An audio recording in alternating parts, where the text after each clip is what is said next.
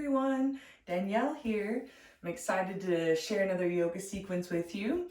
This one is specifically going to be for managing hip and low back pain. So I hope you can join today. We're going to need a strap, a block, a bolster, and maybe a chair. However, those can be substituted with a wall or even just a kitchen ledge. So you can use your discretion as we move forward, and I'll give you some details on what to use as we move into different poses. But specifically, we're going to start laying down, and we're going to be using a strap today. We're going to start in Supta Tadasana, reclined mountain pose, and then move into Supta Padangusthasana 1 and 2.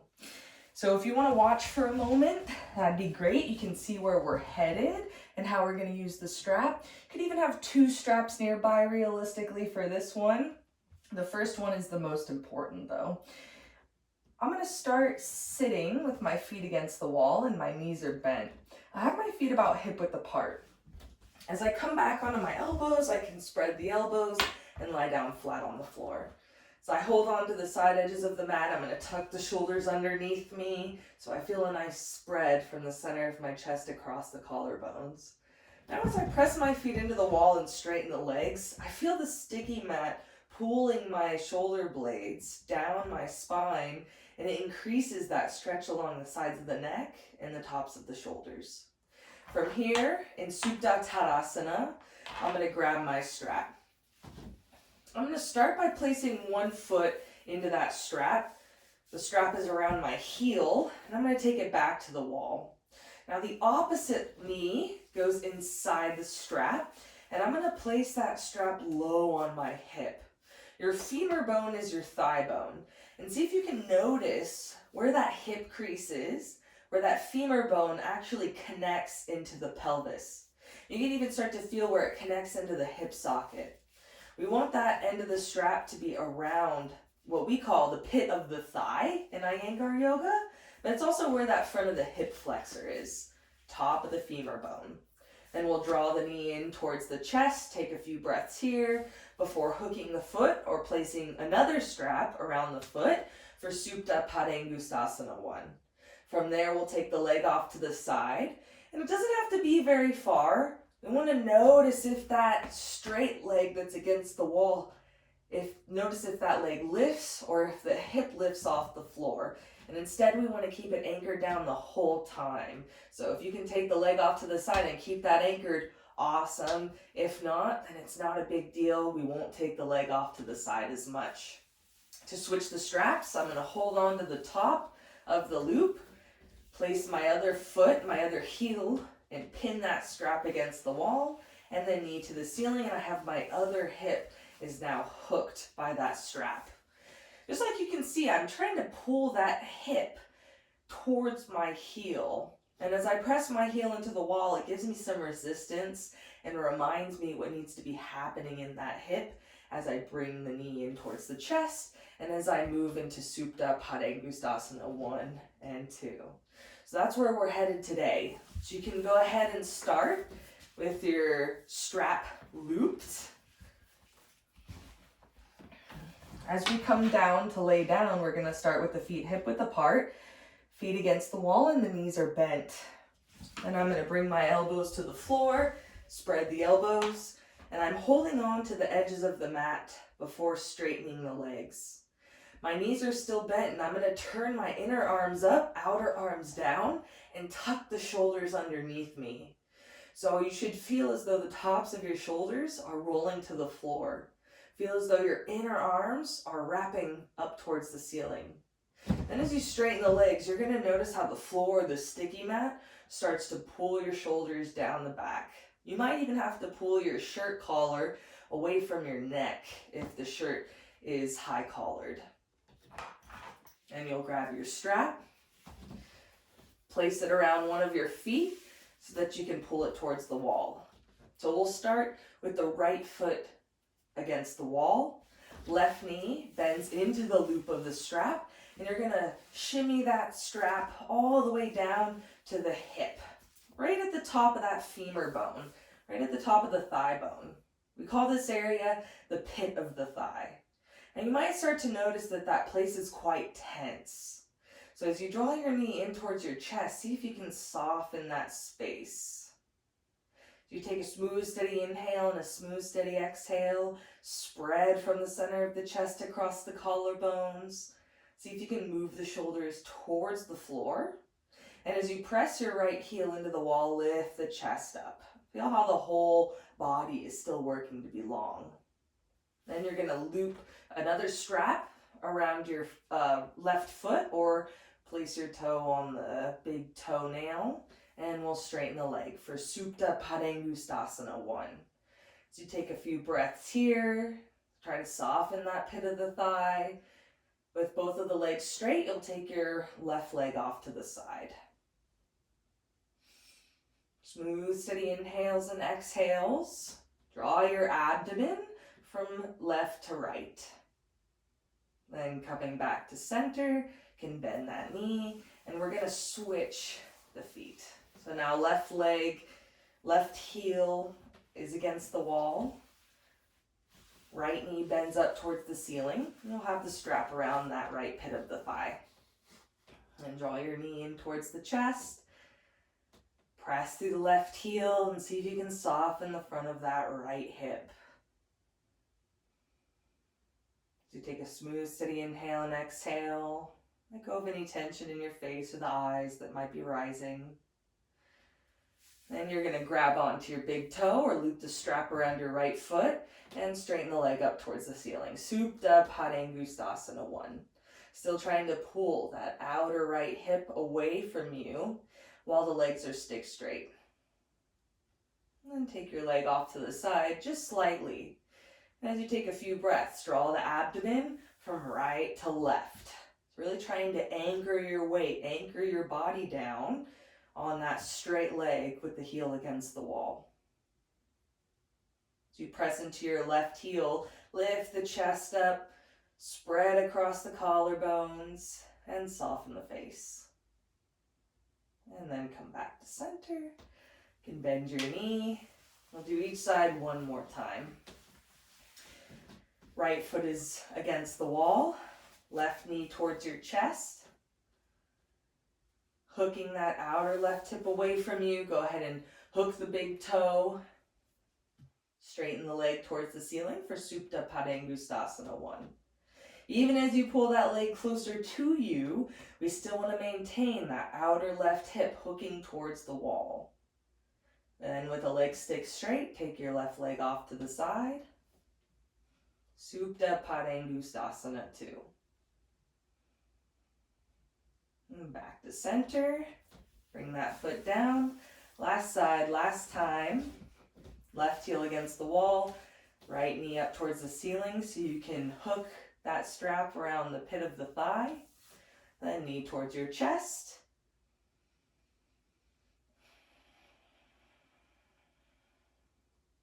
Gently lengthen your inhale and exhale. There should be a focus on pressing out through the left heel. Also softening that right hip. Then you can hook the strap around your right leg or your right foot or hook the toe and straighten for Supta Padangustasana 1. If both legs stick straight, we still want that outer right hip to feel as though it's moving towards the wall. You can start to take the leg off to the side for Supta Padangustasana 2. So you inhale and exhale, feel that lift in the side waists. Abdomen draws towards the spine and you're drawing the right side of your abdomen over to the left as you exhale. Inhale can bring a lift and a length in the chest and the torso. The exhale starts to bring a strength as the belly button draws in towards the abdomen. And then back to center, can bring that foot down and return to Supta Tadasana, recline mountain pose. Now we'll come up so you can bend your knees, roll off to your side, and press yourself up. We're going to move into standing now. So you will need to have your strap nearby as we progress with some standing arm poses. But for these first two, you won't need it. So I'm going to start in Tadasana with my feet hip width apart. If you're not sure how to get that alignment, You can start with the feet together and then take the toes out kind of like you're doing a plie. And then you're gonna come to your toe ball mounts and shift the heels out. This is approximately hip width apart. You'll turn your toes in slightly so that your middle toe is in line with the very center of your heel. If you could draw a line from the middle toe all the way back to your heel, imagine what that alignment would look like. So this is where if you have hardwood floors or tiled floors, you can almost use some of those lines on the floor to really ingrain that alignment for yourself. So I have my feet hip width apart and I'm standing nice and tall. You can take your hands on your hips for a moment. As you take a smooth, steady inhale and exhale, notice what the shoulders are doing. You can do a couple of shoulder rolls, moving the shoulders back and forward. Then see if you can really specifically pull the shoulders back to the wall behind you and down towards the floor. Now we'll take a few breaths here and we'll actually do some neck rolls. So you can take your chin forward and you're gonna roll your head off to the side. So now the right ear comes to the right shoulder, still keeping those shoulders moving back and down the spine. You're also trying to lift the chest up as you do this. So the body is fairly active as we roll the neck forward or chin comes to the chest, and then we'll take the head off to the left. So ear comes right above that shoulder. So you press the heels down, lift the chest up. Notice if the shoulders are lifting towards the ears as you do this, or if there's any tension. See if you can keep rolling the shoulders back and down the spine. And you can do a few more at your own pace. We're just taking the chin or the chin forward and then ears in line with the shoulders from side to side. So we're not rolling the neck back behind us. Instead, we're really just focusing on this 180-degree area. Notice as the ears come and hover over the shoulders that there's this lengthening that happens in the side of the neck and the stretch that happens across the top of the shoulder. And then you'll bring your chin back in line with the chest. Go ahead and lift your head up. Give a little bend to your knees and try and squeeze the thighs together. This is where a block is also handy. You can even pinch the block between your thighs. As you pinch the block between your thighs, it is quite an active squeeze there. And then we'll reach the arms up and overhead. So squeezing the thighs together, notice if the shoulders are lifting as you took the arms up and overhead, or if you can keep the shoulders moving back and down the spine. I do have a fairly significant bend in my knees here. As you observe the pressure in your feet, see if you can pin the outer heel and the pinky toe ball mount down to the floor. You can even start to assess where your weight rests on your big toe ball mount and your inner heel. So the 4 points of the feet, the big toe ball mount, the pinky toe ball mount, or that outer foot bone, the inner heel and the outer heel. Try to make that weight even on the feet. And you'll bring your arms down.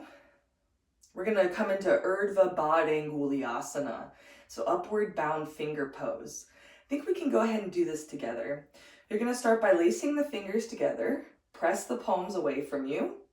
With the arms nice and straight, take the arms up and overhead. If you ever feel any pinching or pain in the shoulder or the arms from this, you can go ahead and lower the hands down slightly. They don't have to be all the way up. You can even have the hands straight forward from your chest if that's most comfortable.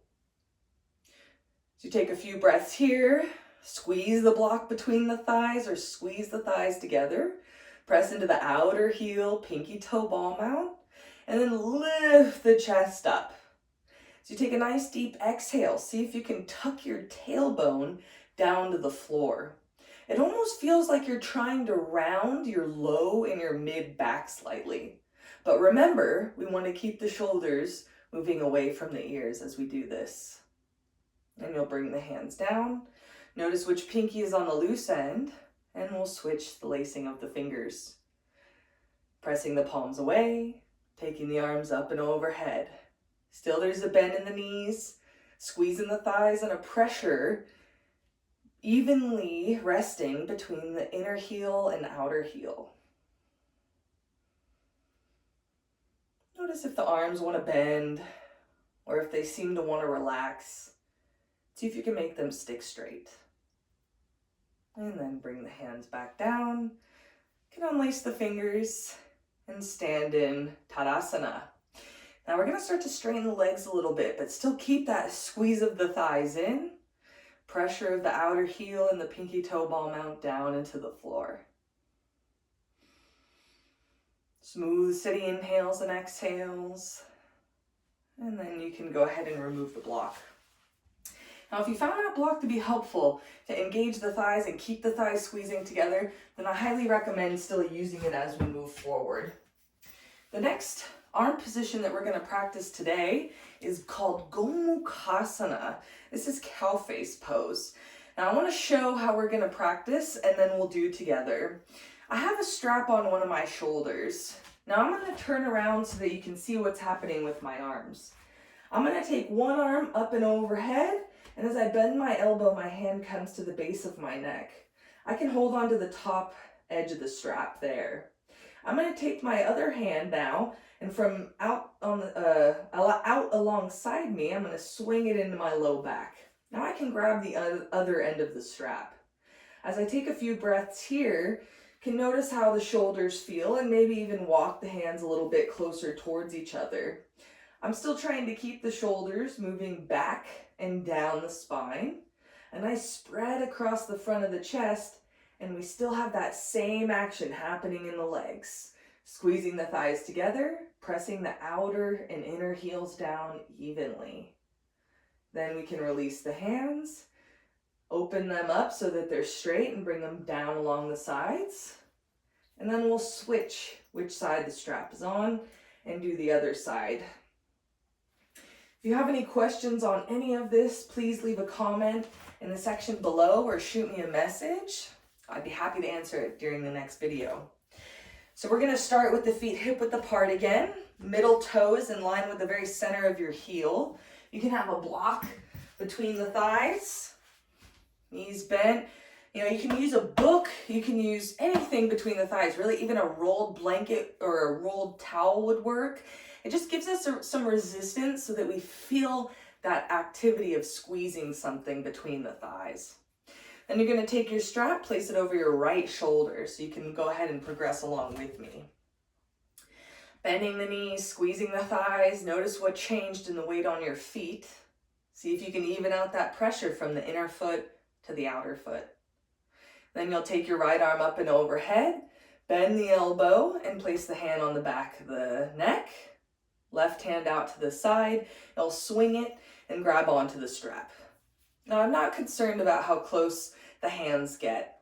What I really want you to focus on is what's happening in the shoulders. So you take a few breaths here. Just observe how the shoulders and the arms are doing two different things. But even though that's happening, can you feel some symmetry?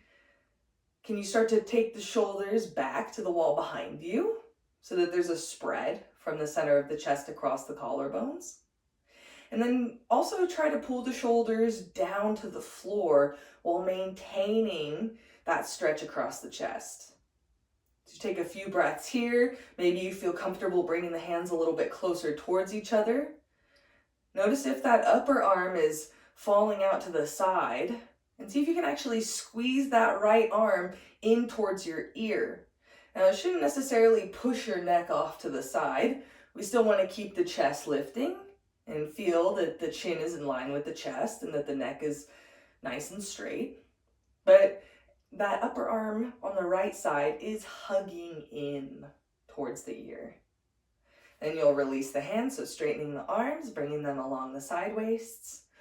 And we'll do the other side. Taking the strap over the left shoulder now. Still the knees are slightly bent here. If you can still keep that squeezing of the thighs with the legs straight, awesome. Sometimes if we have some back pain, it's helpful to keep that bend in the knees. It's a little bit easier to get the tailbone tucking down. So you can practice whichever is most comfortable for you. Gomukhasana, cow face pose. Take the left arm up and overhead, bend the elbow so the hand is on the back. Right hand swings behind you, hold on to the strap. As you take a few breaths here, just observe what the arms and the shoulders are doing. Try to soften any tension or gripping that might be happening in the face or the eyes.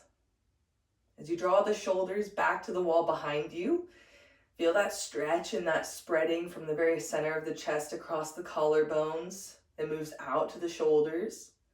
But also try to see if you can pull the shoulders down the spine.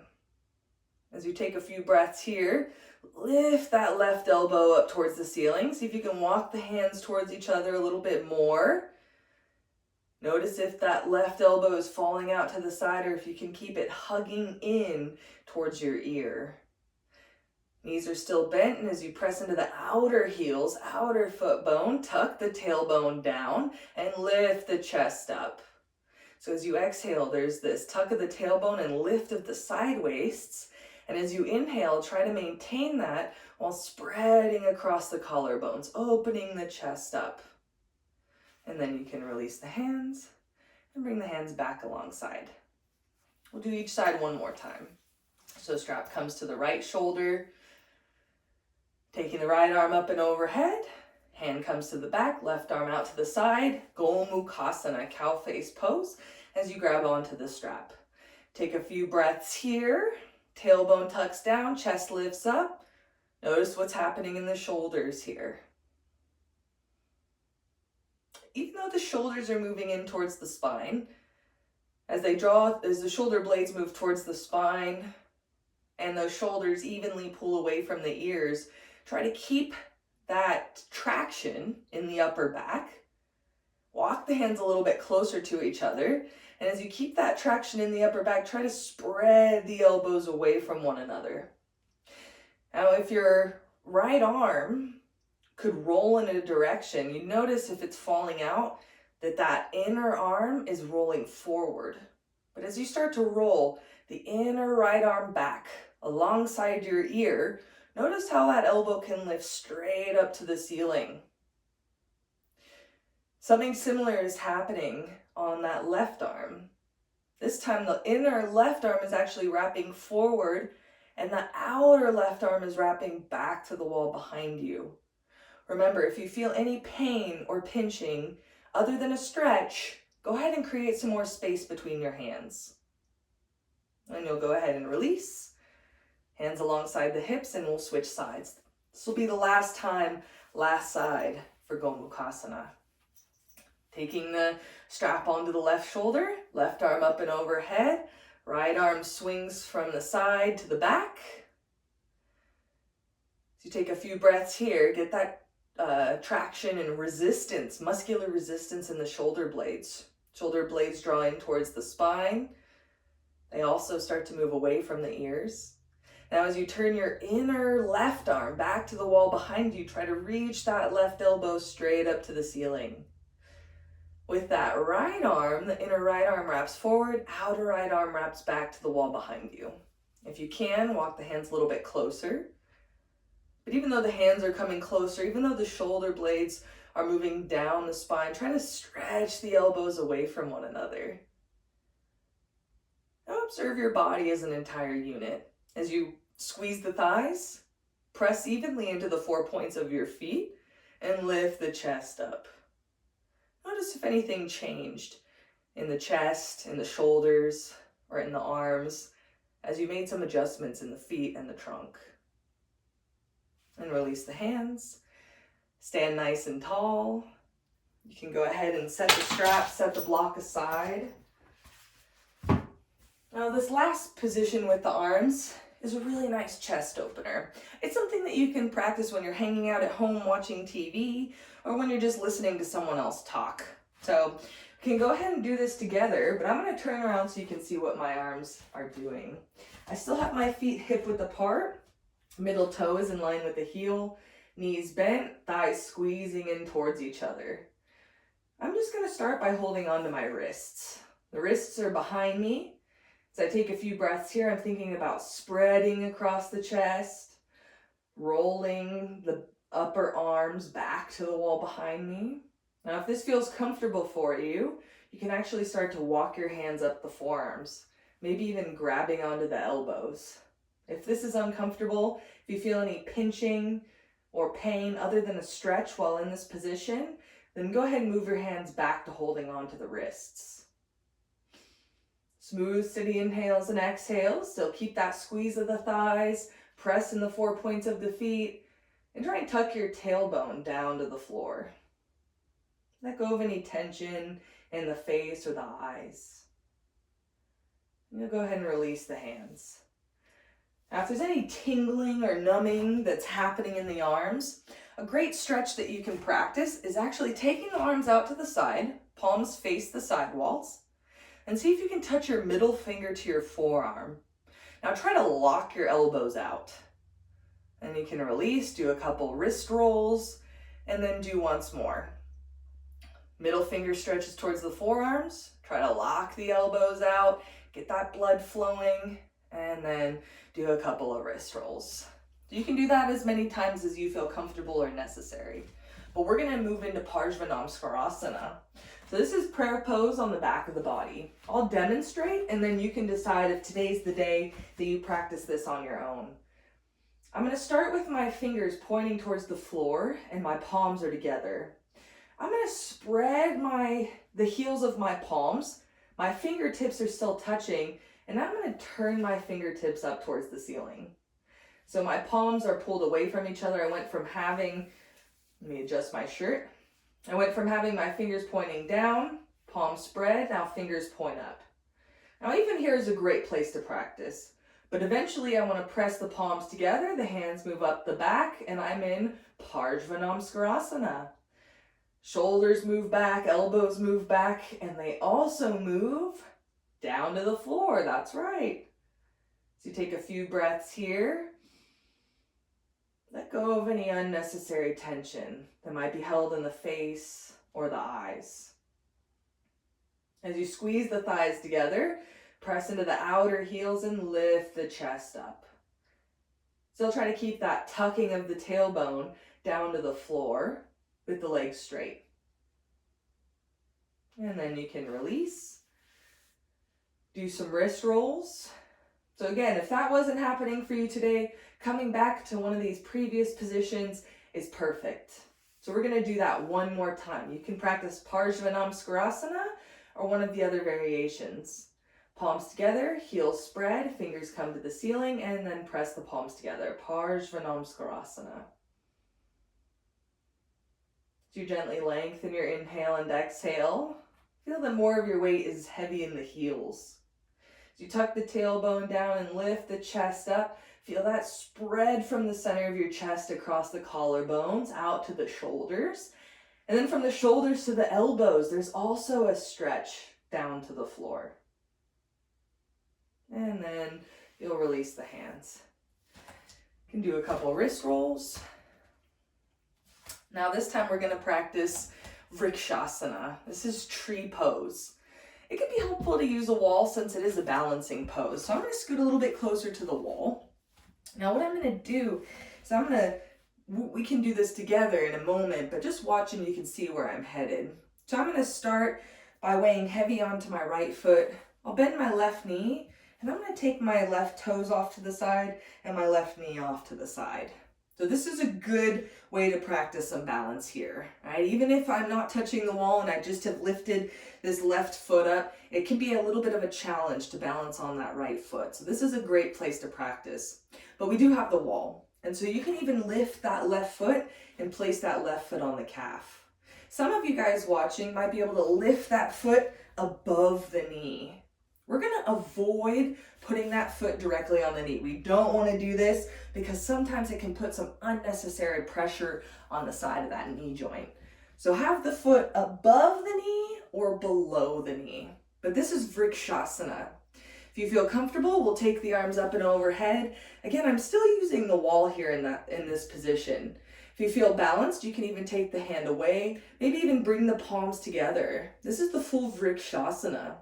Now, if you look at this pose, you can almost imagine me having a strap from my outer left hip down to my right heel. And just like we practiced earlier, I want to get this muscular hooking of that left hip down and away from me. So rather than that hip being lifted up, I want to actually start to descend it down to the floor so that whole side waist becomes nice and long.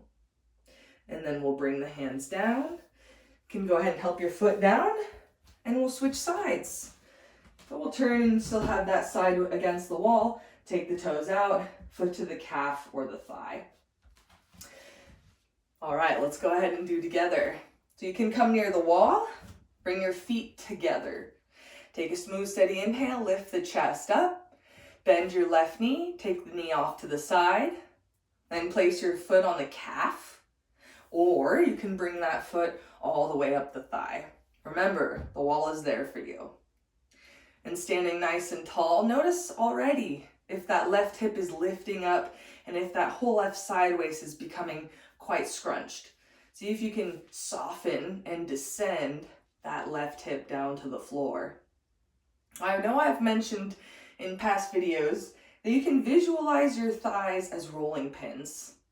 In today's practice, this bent knee, if it were a rolling pin, it'd be rolling back to the wall behind. So notice as you roll that femur bone, that thigh bone, back to the wall behind you, see if you can descend that left hip a little bit more. Then if you feel comfortable, reach the arms up and overhead, maybe even bringing the hands together for Vrikshasana. Taking a few deep breaths here.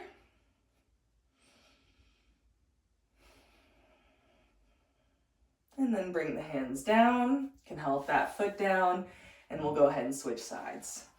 So if you're using the wall, go ahead and turn around. If not, start standing, bend your right knee, turn the leg off to the side, and then you'll place your right foot on the calf or the thigh, whatever you're most comfortable with today. Think about that right hip descending down to the floor. As you lift the chest up, you almost feel some space that's being created between the armpit and the hip. So that whole side of the trunk becomes nice and long. And if you're using the wall, you can slide your arms up. Either way, reach your arms up and overhead. Maybe even bring the palms together if you feel stable, or you can keep one hand against the wall. Taking a few breaths here. Try to roll that right thigh back to the wall behind you and lift the chest up.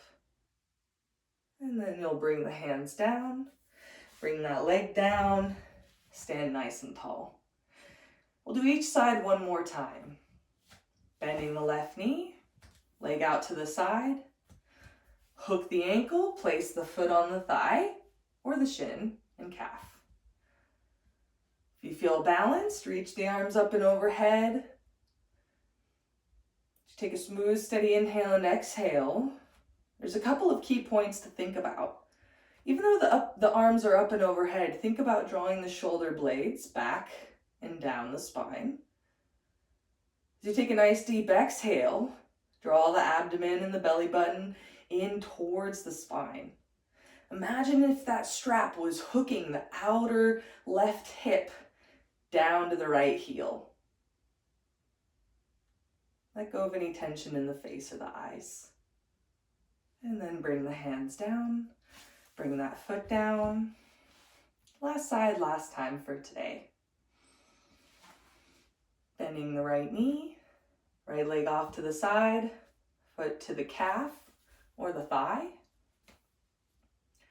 You can keep your hands on your hips if that's most comfortable, or take the arms up and overhead. Take a smooth, steady inhale and a smooth, steady exhale. Soften the eyes and the face.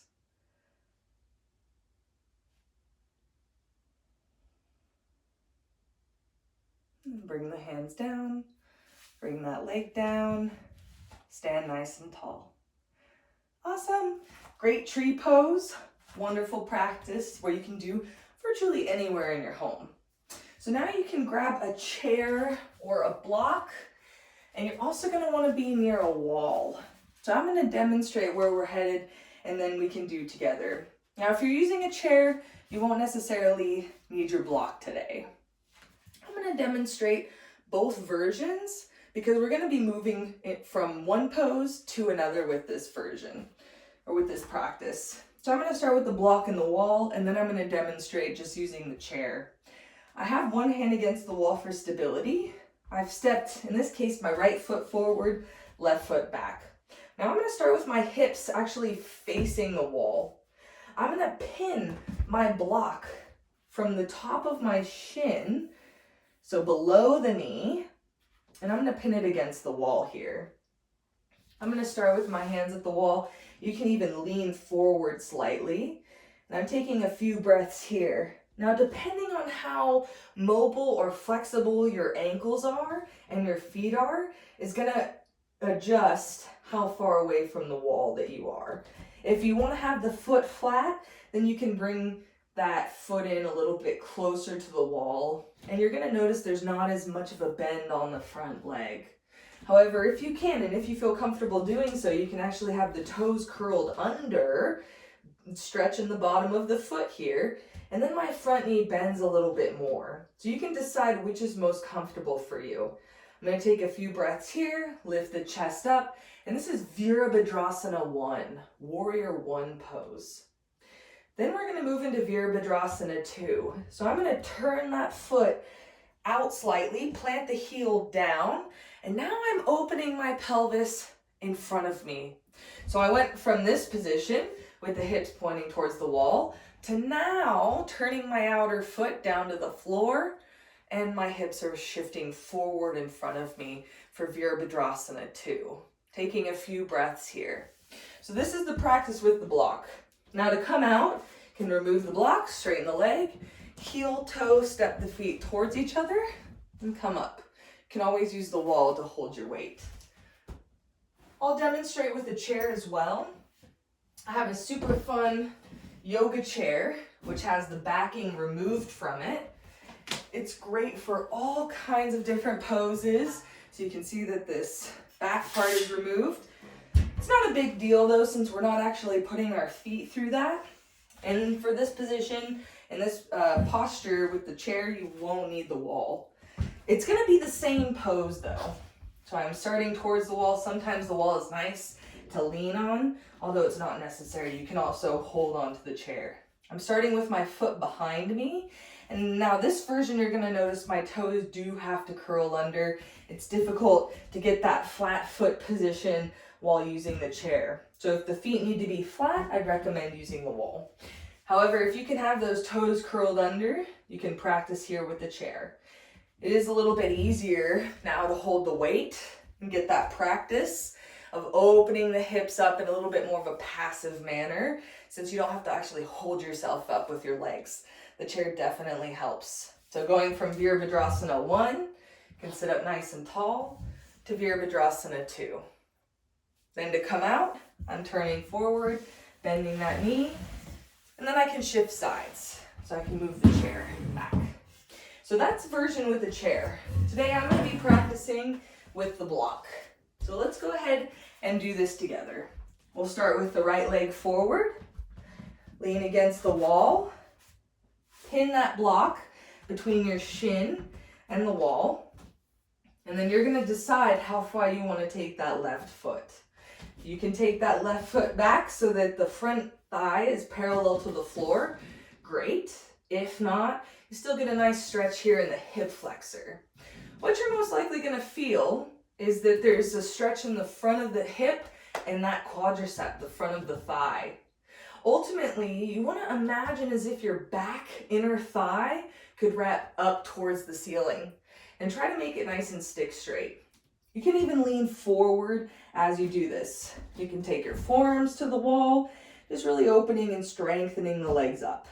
Eventually, you can take the hands to the wall, lift the chest up, take a few breaths here, but notice if the abdomen is pulling towards the wall, or if you can take a nice deep exhale and tuck the tailbone down to the floor. Yes, that back knee might bend slightly, which is fine.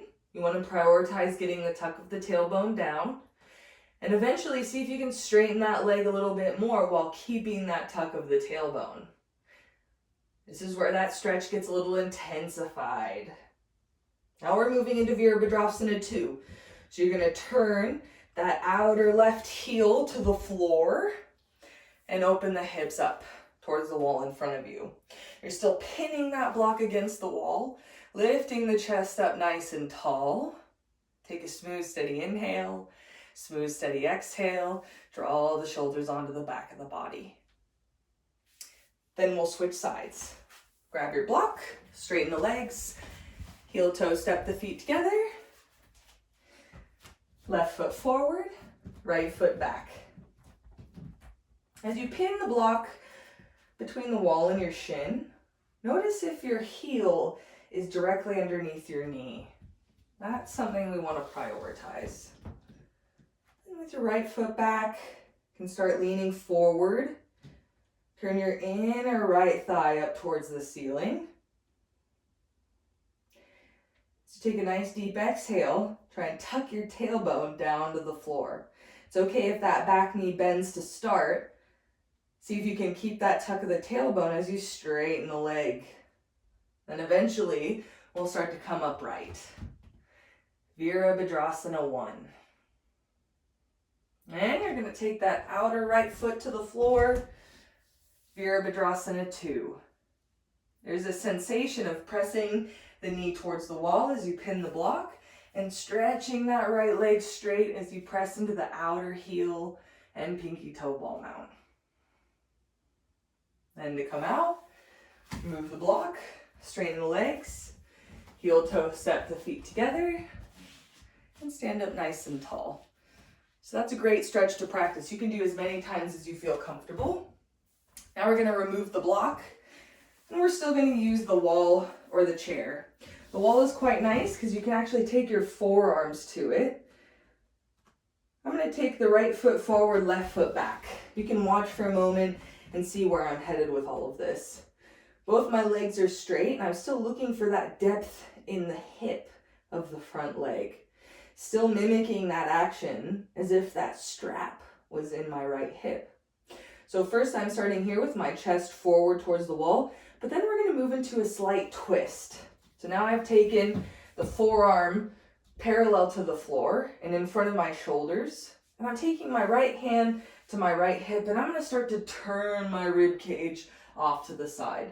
This pose is called Parivrtta Trikonasana. Then I'll come back to center. This pose is Parsvottanasana, intense stretch of the side or the flank. Then I can come up, turn the toes, heel toe step the feet together. So just to show on the other side, maybe it's a better view on my hip, leaning forward, both legs are straight.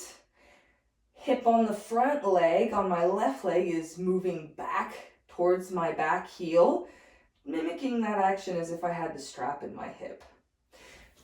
Parsvottanasana to Parivrtta Trikonasana. Now I've shifted my forearm to be parallel to the floor, left hand to my hip, and I'm going to start to twist. Notice if that back leg bends or if you weigh heavy into the hip on your front side, front leg. See if you can keep the leg stick straight, body nice and long. And then we'll come back to center. Turn the toes to the side, heel toe step the feet together. All right, let's do together if you haven't been joining me. Right leg forward, left leg back, forearms to the wall. So you press into that outer right heel. See if you can turn the inner right thigh, see if you can turn the inner right thigh back to the wall behind you. This is the front leg. So as you press that right thigh back, think about deepening that right hip. Now that inner left thigh is also turning back to the wall behind you. So you press into that inner and outer left heel, lift the chest forward.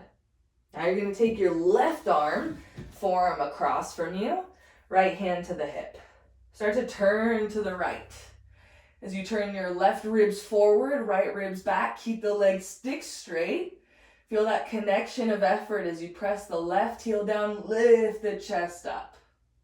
And then coming back to center, turn the toes off to the side, heel toe step the feet together. Left foot forward, right foot back. Leaning forward. Now you can give a slight bend to your knees. And I want you to imagine as if you could slide the feet towards each other. This means that your left foot, your front foot, is trying to slide back to the wall behind you. And that right foot, the back foot, is actually trying to slide forward towards the wall. Think about having that block between the thighs again, too. We want to squeeze the block between the thighs here. both of your legs were rolling pins, they'd be rolling in towards the midline, in towards each other. Then taking the right forearm across, left hand to your hip, turn the rib cage off to the left. Smooth, steady inhales and exhales. As you press into that outer right heel, lift the chest up. Notice if the shoulders are moving into the ears or if you can roll them back and down the spine. And then coming back to center. You'll press yourself up. Turn the toes off to the side. Heel toe step the feet together and stand up tall. So you can practice each side one more time if you feel comfortable, but I'm going to go ahead and move on because there's a couple of things that I want to continue to show you. Now with this next stretch, we're going to practice.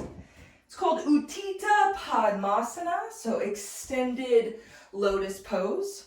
I'm going to use a blanket and the edge of a chair today. Now if you have a sofa ledge where that armrest is, or maybe even a kitchen table, that's also a great place to practice this. So I'm going to start, and I have the blanket on the back rail of the chair, and now I'm going to pin myself up against the wall. So I have a little bit of space between myself and the chair, and what I'm going to do is I'm actually going to lift my leg up to the seat of the chair. Now I ultimately want to get my outer shin resting on that rail of the chair. So this is where it's nice to have a wider ledge. I feel this little edge of balance here with the chair, so you can kind of teeter-totter and it's not as stable. But to come into this version, leaning against the wall slightly for stability, foot comes to the chair, then I'm underhooking my ankle and placing the shin onto that edge of the chair. You can even hold your foot, hold the ankle. I'm going to switch sides, see if you can get a different view of the practice. Foot on the chair. I'm going to underhook my ankle, place it on the seat of the chair, and I'm actually using one of my hands to hold this setup quite stable. The other hand can come onto the knee. I'm trying to sit up nice and tall or stand up nice and tall here, taking a few breaths. Externally rotating that femur bone, rolling that thigh out to the side, and resting here for a moment. You essentially want to stay in this pose as long as you can handle, but you definitely want to do each side more than once, maybe 2 to 3 times. And then coming out, I'm bringing my foot onto the chair and back to the floor. So you're going to want to find a ledge that can kind of mimic this setup. And depending on how tight your hips are or how mobile they feel for today, it might change what height you're going to use. So you can go ahead and try and find that sofa ledge. Maybe you're using a bolster on a chair or a couple of towels or blankets stacked up on a chair. But let's go ahead and practice this together. So now I'm taking the right foot to the chair, underhooking that ankle as I place it on the rail of the chair. Taking a few breaths here. You can use your hand and see that space between your thumb and your index finger. We're going to place it on your thigh, and I want you to trail up your thigh and find that pit of the thigh. You're going to feel where that femur bone, where that thigh bone actually meets the pelvis. I want you to think about deepening, pulling that down to the floor as you lift the chest up. So that whole right side of your waist gets nice and long. So you roll the shoulders back, spread from the center of the chest across the collarbones. Also try to pull the shoulders away from the ears. Nice and tall. And then you'll bring that foot down to the chair, can bring it down to the floor, and we'll switch sides. Left foot on the seat of the chair, can bring it up, underhook it, and rest that shin on the rail of the chair. You're going to notice that that left leg is off to the side. See if you can roll that whole left thigh back to the wall behind you. And again, using that space between your thumb and the index finger, try to track up your thigh. Find that pit of the thigh where your thigh meets the pelvis. And try and push it down to the floor. Soften any tension or gripping. You can even start to roll it back to the wall behind you, as if you can turn that whole thigh bone deep into the socket as you do this. And sit up nice and tall. So you take a few breaths here. Let go of any unnecessary tension in your eyes, face, lips, or jaw. And then we'll switch sides, each side just one more time. You can do it more if you feel that that might be helpful. You can also do this throughout the day. Twice on each side, a couple times a day is a sure way to help manage some back pain, especially if it's connected and you're feeling any tension in your sacroiliac joint. So if you feel any numbing or tingling in the legs, usually that's the sciatic nerve, and that's being pinched in the sacroiliac joint. So this is a great way to loosen that up. Loosen up the iliopsoas muscle that's laced between L4, L5, and the hips. So I've taken the right leg up, finding that pit on the right hip, lifting the chest up tall. So you roll the shoulders back, try to get that tuck of the tailbone, and roll the right thigh back behind you. Take a smooth, steady inhale and a smooth, steady exhale. Soften any tension in the face or the eyes.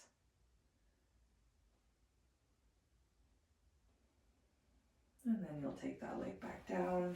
Moving into the last side, last time. Left leg up.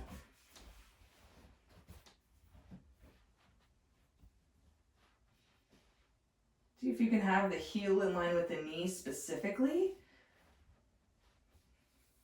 You can even add a slight flex in the foot here to keep that knee stable. Standing up nice and tall, trying to soften and descend that left hip to the floor as you lift the chest up. Gently lengthen your inhale and exhale.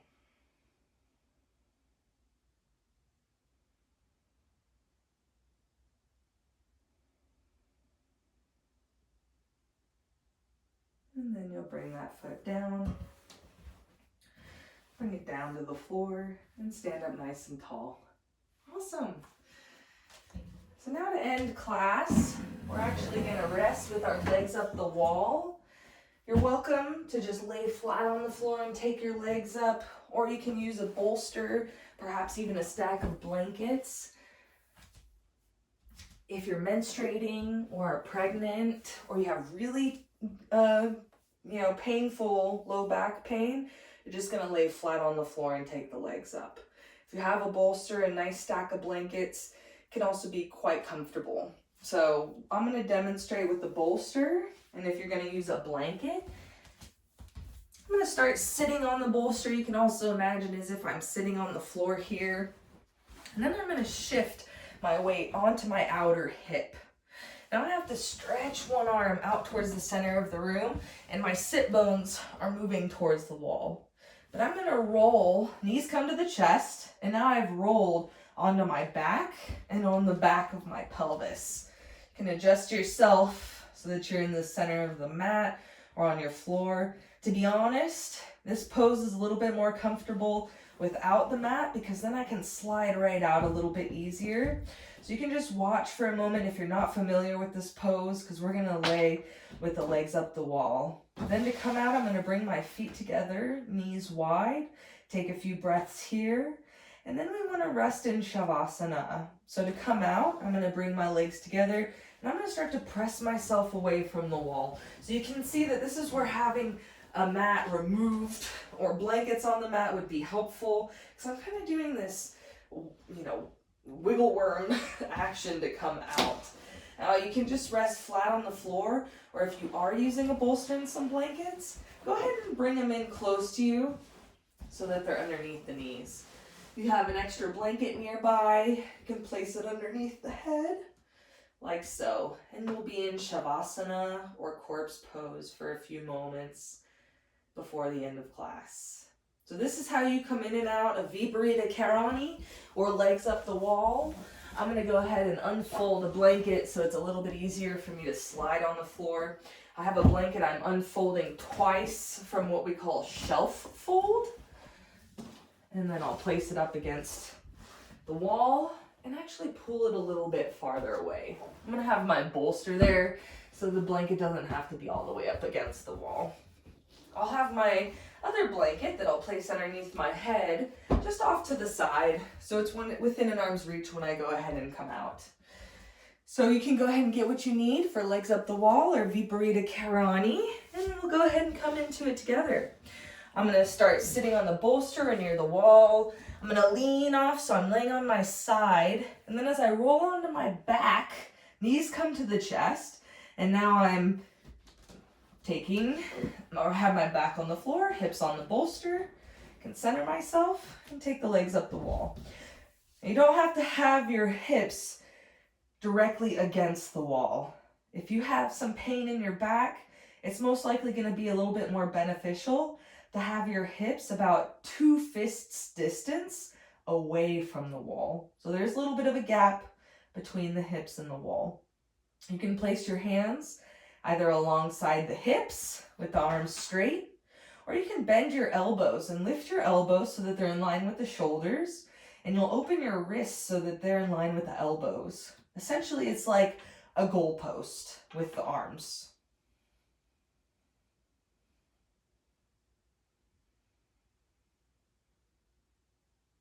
As you gently lengthen your inhale and exhale, start to let go of any tension that might be holding on in the face, such as the eyes, lips, or jaw.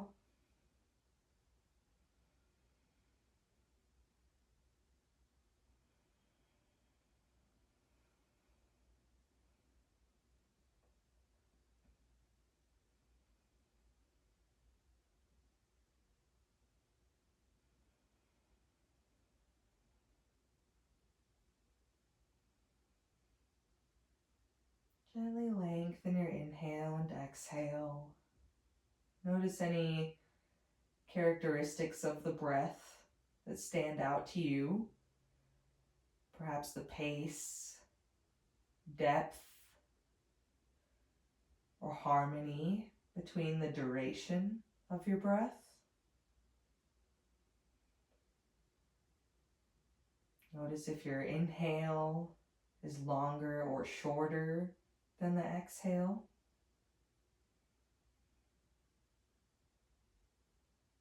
It's natural for the brain and the mind to wander, but as soon as you notice that happening, gently bring it back to focusing on the breath and focusing on the body.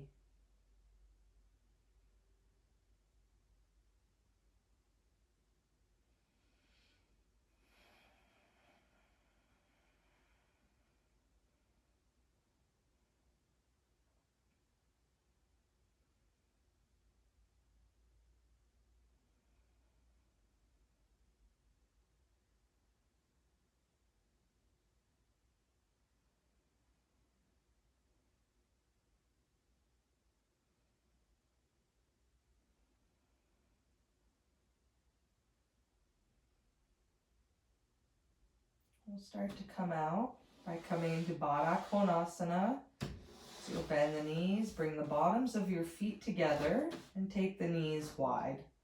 Still the feet are resting against the wall. And let go of any tension that might be holding on along the inner thighs.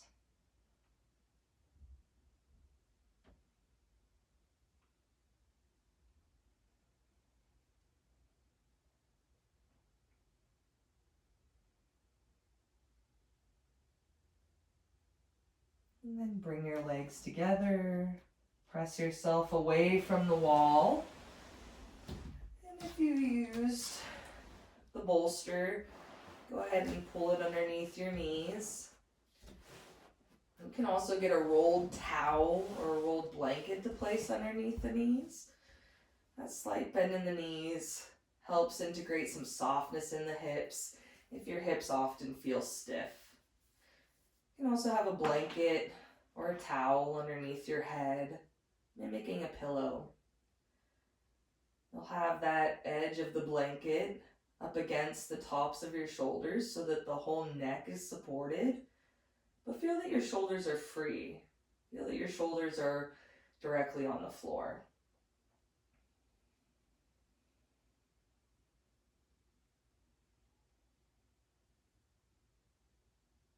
As you gently lengthen your inhale and exhale, acknowledge how the floor is supporting you and supporting your weight. Start to let go into that support, releasing any tension that might be holding on or that might have accumulated from class.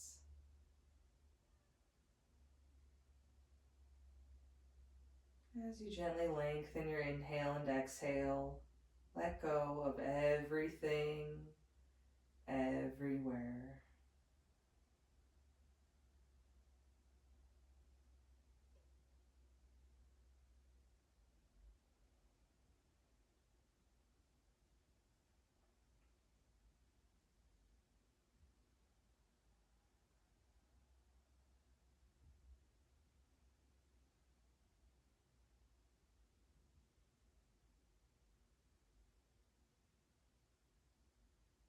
Soften any tension in your eyes,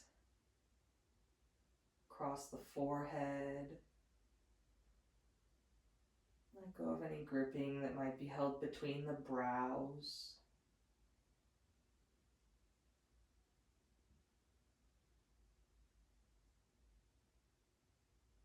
As you soften the jaw and the throat, acknowledge that certain relaxation that comes about in the head.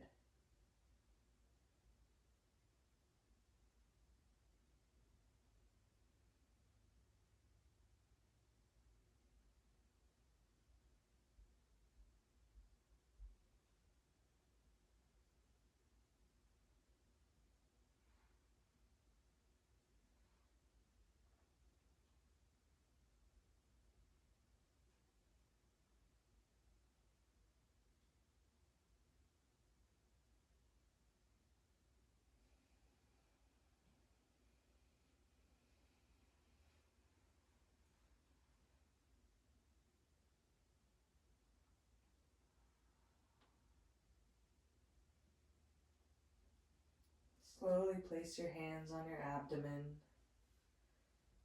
Let go of any subconscious tension that might have risen.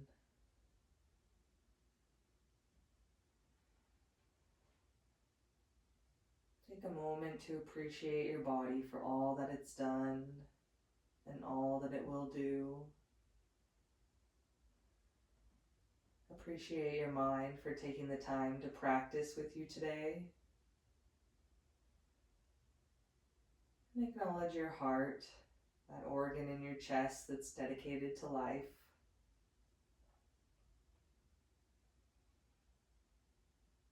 You can move slowly as you come up. Start by bending the knees, taking the right arm up and overhead. As you roll onto your right side, feel free to take a few breaths here before pressing yourself up to a comfortable seated posture.